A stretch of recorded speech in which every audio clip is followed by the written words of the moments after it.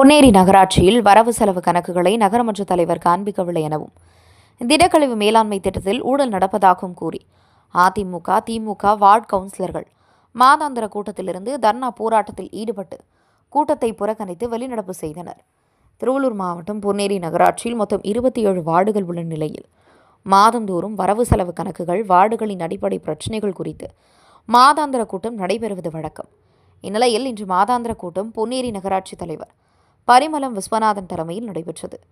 இதில் நகராட்சி ஆணையர் எஸ்.கே. புஷ்ரா, துணைத் தலைவர் விஜயகுமார் மற்றும் 27 வார்டுகளை சேர்ந்த திமுக மற்றும் அதிமுக கவுன்சிலர்கள் கலந்து கொண்டனர். அப்போது நகரமன்ற தலைவர் வார்டுகளில் முறையாக அடிப்படை வசதிகளை செய்து தருவதில்லை எனவும் வரவு செலவு கணக்குகளை நகரமன்ற தலைவர் காண்பிக்கவில்லை எனவும் திடக்கழிவு மேலாண்மை திட்டத்தில் ஊழல் நடப்பதாகவும் கூறி திமுக மற்றும் அதிமுக கவுன்சிலர்கள் திடீரென கூட்டரங்கில் தரையில் அமர்ந்து போராட்டத்தில் ஈடுபட்டனர்.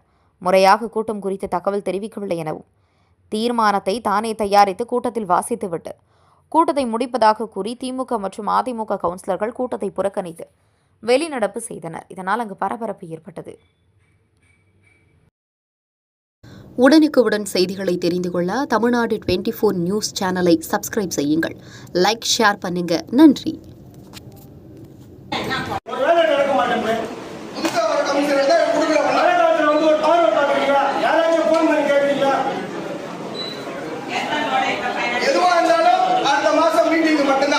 அதோட கன்சல்ட் பண்றதே கிடையாது. அடுத்த மாசம் மீட்டிங் வரும்போது அதை பத்தி நீங்க சிந்திக்கிறீங்க. அப்புறம் அதுக்கப்புறம் கிடையாது. அதுக்கப்புறம் கவுன்சிலர் காணாம போயிடலாம்.